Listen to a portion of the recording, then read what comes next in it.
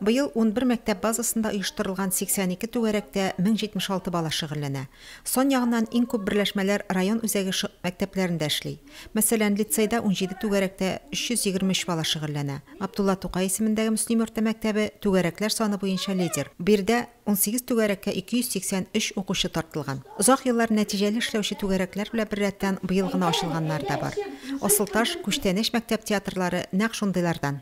Безнең мәктәбебездә 18 түгәрәк эшчәнлеге алып барыла. Мин үземдә Күчтәнәш түгәрәге алып барам, үземнең 5нче А сыйныф кызлары белән.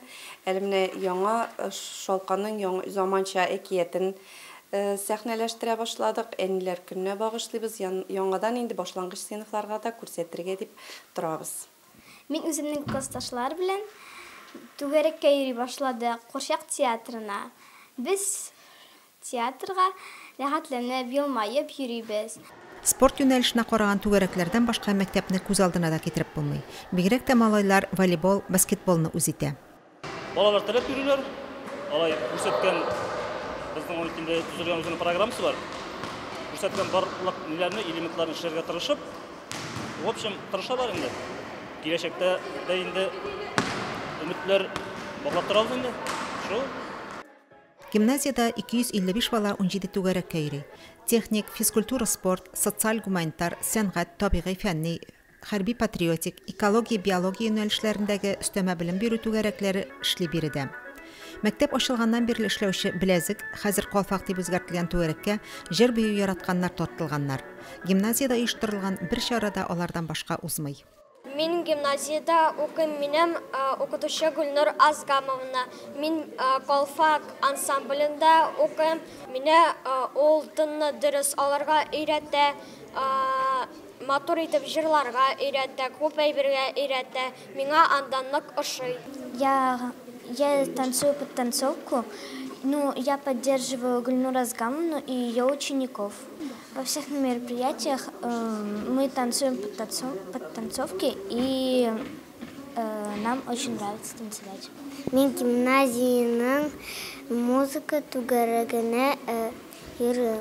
Мин музыканы бик яратам. Мин Калфак вокаль ансамбленә 4 ел йөрим инде. Без түгәрәкләрдә татар халык җырларын, композиторларның җырларын бик яратып җырлыйбыз. Без гимназиядә үзебезнең районда бөтен чараларда катнашып йөрибез. Кыз бала киләчәктә хуҗабикә буласы кеше. Кичкенә чакта алган белем күнекмәләренең зур тормышта кирәге чыгу ихтимал. Бәлки алар киләчәктә һөнәрләрен дә шушы юнәлештә сайларлар.